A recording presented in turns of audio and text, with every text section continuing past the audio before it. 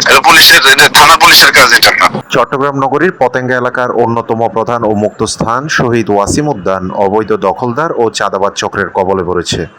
Chittagong city কর্পোরেশনের পক্ষ থেকে সাধারণ মানুষের স্বস্তি ও বিনোদনের জন্য উন্মুক্ত রাখা এই উদ্যানটি দখল করে রাতারাতি দোকানপাট বসানোর অভিযোগ উঠেছে।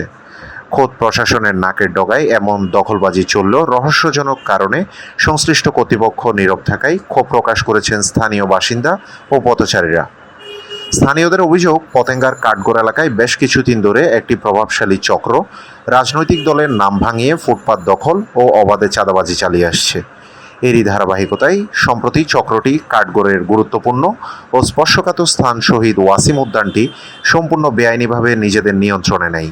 এই অবৈধ দখল ও রাজনৈতিক সংশ্লিষ্টতার বিষয়ে স্থানীয় বিএনপি নেতৃবৃন্দের সাথে যোগাযোগ করা হলে তারা তীব্র নিন্দা ও ক্ষোভ প্রকাশ করেন। নাম প্রকাশে অনিচ্ছুক একাধিক নেতা জানান, দলের ভাবমূর্তি ক্ষুণ্ণ করার উদ্দেশ্যে কিছু সুযোগ সন্ধানী ও অপরাধী চক্র নেতাদের নাম ভাঙিয়ে এসব অপকর্ম করছে। এই দখলবাজির সাথে দলের কোনো নীতিগত সম্পর্ক নেই। একটি সরকারি উদ্যান এভাবে প্রকাশ্য দিবালোকে দখল হয়ে গেলেও আইনশৃঙ্খলা রক্ষাকারী বাহিনীর ভূমিকা নিয়ে প্রশ্ন তুলেছেন স্থানীয়রা। এ বিষয়ে জানতে চাইলে পতেঙ্গা থানার ভারপ্রাপ্ত কর্মকর্তা জানান, এসব উচ্ছেদ সিটি কর্পোরেশন করবে, আমরা সহযোগিতা করব। আমরা অনেক চেষ্টা করছি, বারবার এগুলো তারাই একদিকে তারাই লাঠি দিয়ে বসে।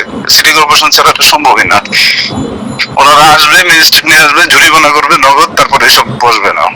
এটা পুলিশের, এটা থানা পুলিশের কাজ, এটা না। অথবা ট্রাফিকে কাজ করবে, রাস্তা যারা দেখে। এটা যে একটা উন্মুক্ত জায়গা, এটা আপনারা জানেন না? এটা একটা উন্মুক্ত জায়গা, এখানে যে একটা দোকান বসেছেন, এটা কার পারমিশনে বসেছেন? আমি তো বসে না, আমি চাকরি করি এখানে। চাকরি করেন না?